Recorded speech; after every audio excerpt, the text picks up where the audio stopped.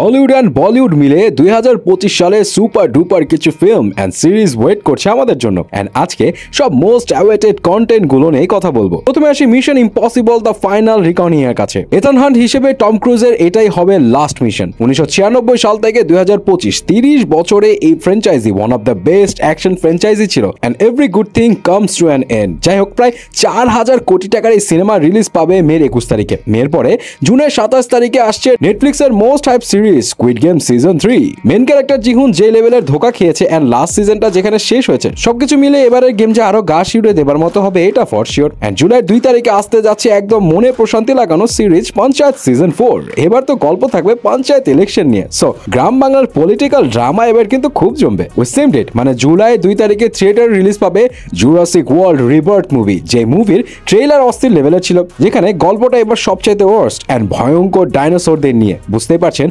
উত্তেজনা কোন লেভেলে থাকবে।